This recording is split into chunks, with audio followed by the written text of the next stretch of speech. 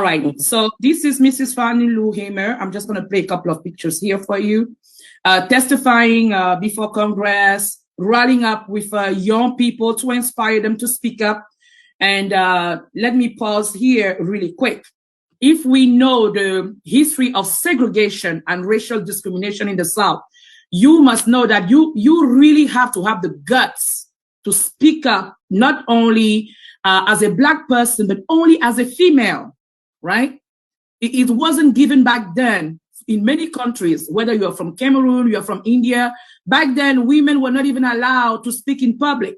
But for her to sit like this before the credential committee is something empowering. It's something that must emulate in every little girl, in every Black person, in every person who's considered a minority to actually stand up against the status quo.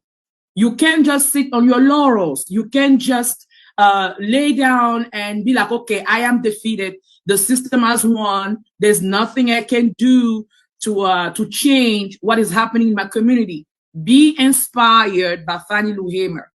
I read during my research on her that she was arrested more than I think 20 times, severely beaten in jail. She almost lost her life, right? So as you can see, she never gave up.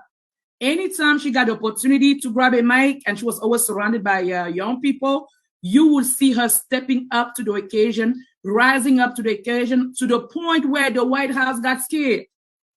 I mean, your voice in America must be extremely powerful for you to shake down the White House, right?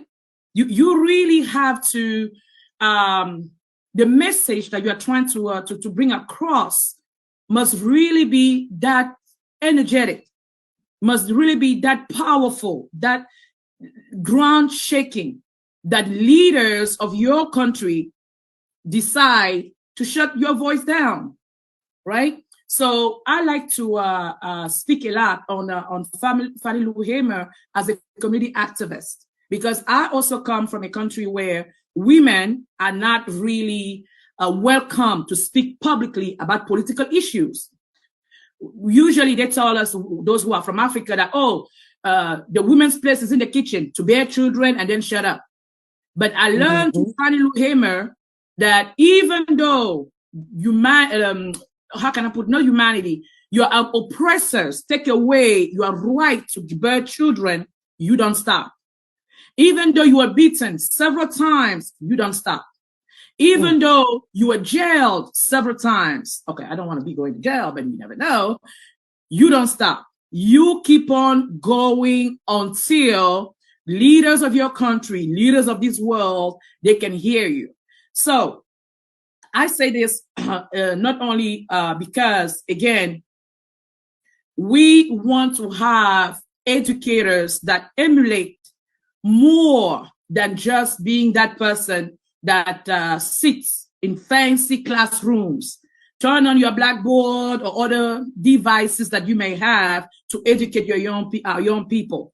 You are an educator as well as a community activist. Our young people need to be inspired by you, by seeing you in the community, by seeing you publicly speaking for issues that pertain to the humanity betterment. We cannot, and I really want to emphasize this, that each one of us on this panel, each one of us in the world, we are a voice. You are an educator. You are called to change the status quo. And that's what Fannie Lou Hammer is teaching us. I'm sharing here a couple of pictures of myself. I went recently to the United Nations Global Engagement Summit. And I will pause right here. And some of the issues that I am passionate about include domestic violence. Sometimes, like Fannie Lou Hammer, I get invited to speak up in front of the U.S. Congress just to push forth this idea that women's rights matter, right? So again, my if I can leave this gathering together with all of us here, my motto and something that I want to share with you is Once you get sick and tired of being sick and tired of a situation, grab that mic, go in your community and start volunteering. Unfortunately, we lost Fannie Lou Hammer to breast cancer. And this is something that I found out through my research. So even though I'm also an activist for a cure for cancer, now I'm even more empowered to speak up on this disease because it took away a pioneer in education, a different type of education, right?